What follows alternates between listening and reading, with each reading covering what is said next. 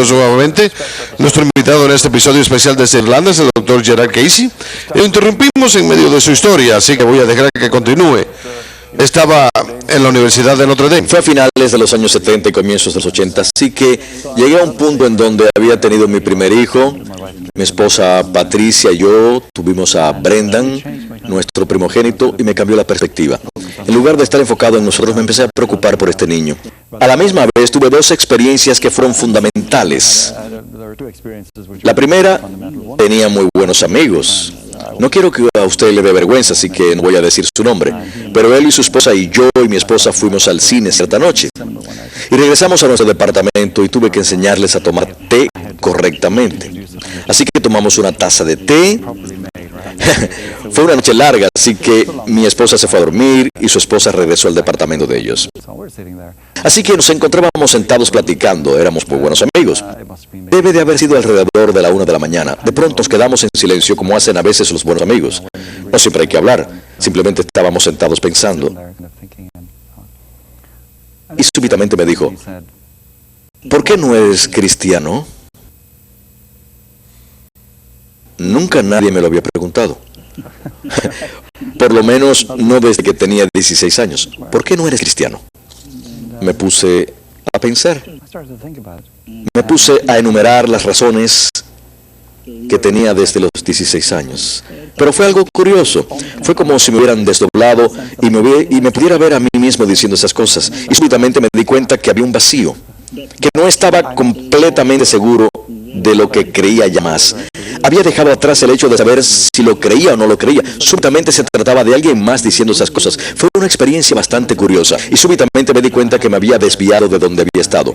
Lenta e imperceptiblemente, pero me había desviado mucho. Y fue una situación bastante incómoda. Terminamos de platicar y nos dimos las buenas noches. Cuando se encontraba observándose a sí mismo desde afuera, ¿se dio cuenta que lo que estaba diciendo eran cosas que creía que se habían vuelto una especie de respuesta por reflejo? No estaba seguro, no sabía si lo creía o no. Bien. Y fue bastante desconcertante. Ahora, obviamente la obra que había realizado como defensor de la fe tenía cierto nivel de experiencia. Y también los cambios existenciales y mi apreciación de la ética sexual y la postura provida de la iglesia. Todo eso tuvo cierto efecto. Y el nacimiento de mi hijo también tuvo efecto. Así que esa pregunta llegó en ese momento y me puso a pensar. Ahora tenía un problema intelectual. Tenía que tomar responsabilidad de lo que yo creía y no sabía lo que yo creía. Así que me puse a leer y leer y leer. Ese es el tipo de persona que soy. A mi esposa no le gusta leer, las personas hacen las cosas de manera distinta. No digo que una sea mejor que otra, pero eso es lo que yo hice. Leía a C.S. Lewis de Tartapa y a otros más, leía a Louis Buller, leí argumentos a favor y en contra. Leí todo lo que pude de manera voluminosa durante los siguientes 6 meses. Y aún entonces no supe qué pensar. Todavía no sabía qué pensar. Y pensé, esto no puede seguir así. Y aquí fue cuando llegó el momento verdaderamente crítico. Y ahora lo miro en retrospectiva y veo la mano de la providencia. Fue uno de esos momentos clave y quién sabe qué hubiera sucedido. Estaba regresando de la Facultad de Filosofía cierto día, un día muy bonito, soleado como normalmente lo son en el campus de Notre Dame. Pasé frente a la capilla del Sagrado Corazón, camino a mi departamento, que se encontraba detrás. Tenía una arquitectura gótica francesa muy bonita. Y cuando di la vuelta, en la parte de abajo, en el sótano, había una especie de iglesia local más pequeña. Y cuando pasé frente a ella, sentí el impulso de entrar. Nunca antes había entrado. No se trataba de que fuera espléndida arquitectónicamente, simplemente era un sótano. Se podría decir que fue como si una mano me hubiera empujado. Sentí el impulso de entrar y parte de mí me decía, no estoy listo, no voy a entrar. Y parte de mí decía, no, mis piernas iban en una dirección y mi cerebro estaba yendo en otra. Y esa lucha continuó. Así que ingresé. Abrí la puerta y entré y no había nadie. Estaba vacía. La luz estaba prendida, lo cual fue conveniente. ¿Era una cripta? Sí, era una cripta. Así que entré. Ahora, ¿cuáles son las probabilidades de entrar a una iglesia católica al azar y encontrar el confesionario funcionando? Casi podría apostar dinero que uno podría ingresar a una iglesia católica al azar y no encontrar el confesionario funcionando. Pero había un sacerdote dentro de ese confesionario. Y mis piernas seguían moviéndose. Y parte de mí decía, no, no, no, no. Y la otra parte de mí decía, sigue adelante, sigue caminando. Como alentándome. Porque sentí que si no iba en ese momento, nunca iba a ir. Y no era que hubiera tomado una decisión ni lo hubiera pensado mucho. No estaba pensando en lo que estaba haciendo. Me encontré un poquito como C.S. Lewis en una de sus historias, totalmente confundido y sin saber cómo había llegado ahí.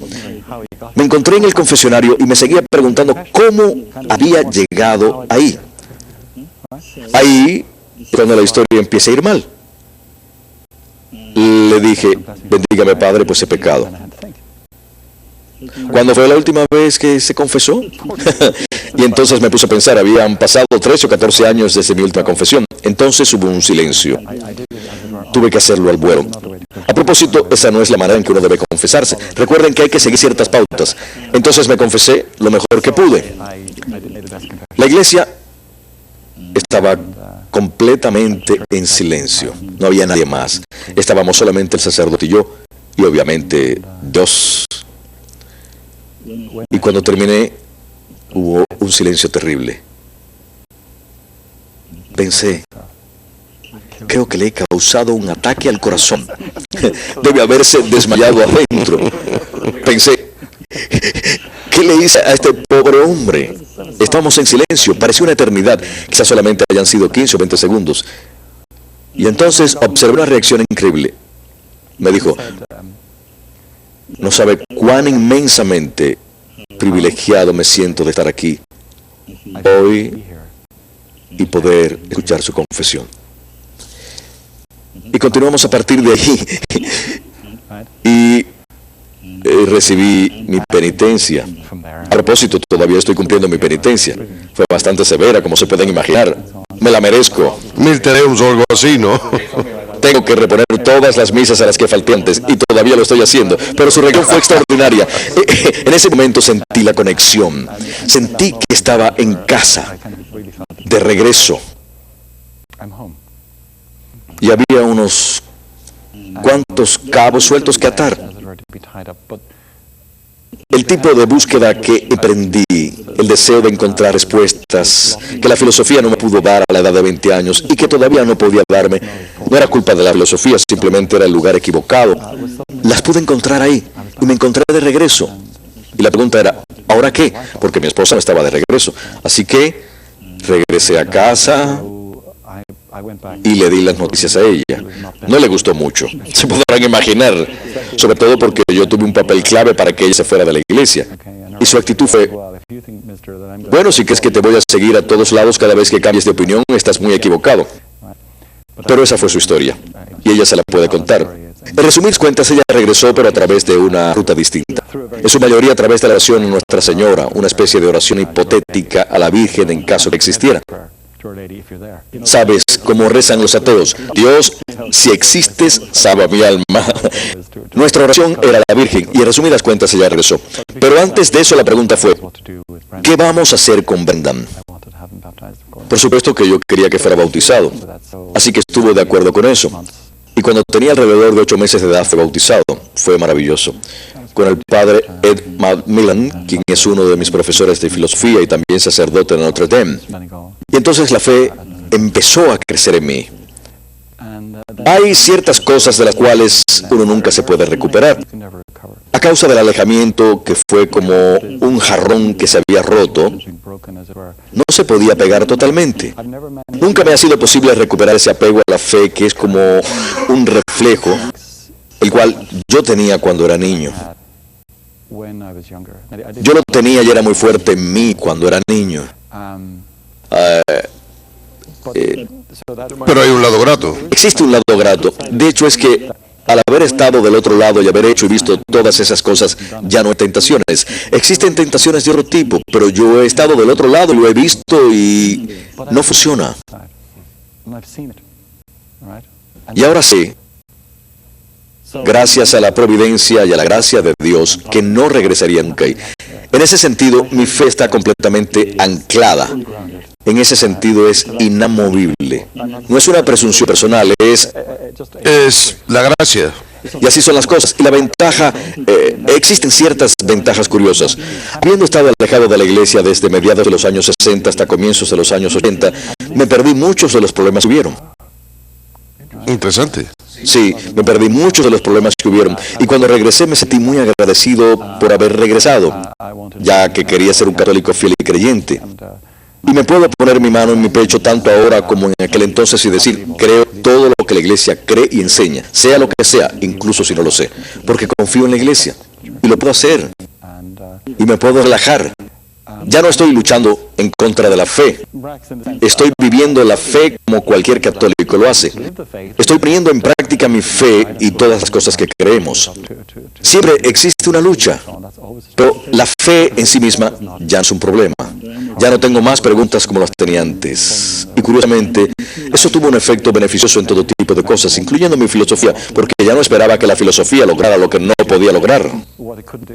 Le iba a preguntar al respecto, porque al haber leído tanto sobre la filosofía y súbitamente ahora estaba aceptando a la Iglesia Católica, ¿cómo encajaba todo eso, la filosofía que había estado leyendo con la Iglesia Católica?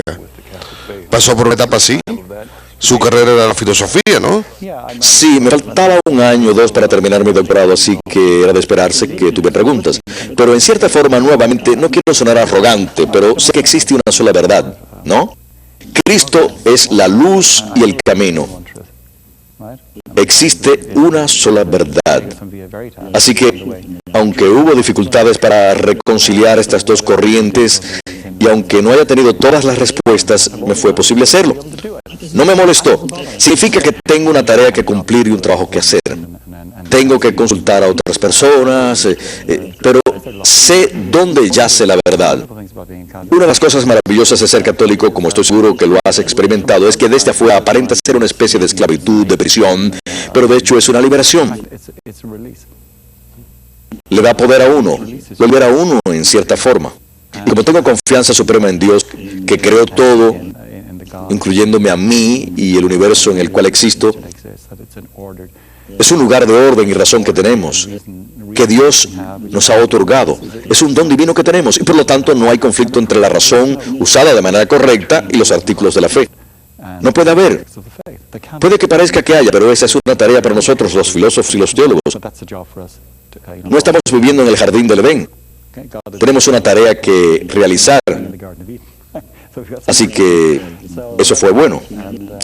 Y una pregunta antes de continuar. Estuvo leyendo durante 6 meses, llenando espacio en blanco, volviendo a reconectarse con las semillas que habían sido plantadas hace mucho tiempo atrás, pero tratando de entender la fe. Tengo curiosidad. Si bien en retrospectiva a esa época, ¿hay algún libro especial que le haya ayudado durante esa época? Puede que haya alguien que nos esté escuchando en este momento que esté involucrado en la filosofía y se haya alejado de la fe. ¿Hay algún libro que le haya sido útil? Mencionó el libro de Buyer, El espíritu y formas del protestantismo. Es un libro muy bueno, pero estaba tratando de discernir a dónde ir. Cuando empecé a preguntarme a dónde ir, tuve varias opciones. Mis amigos protestantes están un poco molestos conmigo porque no consideré al protestantismo como una opción seria.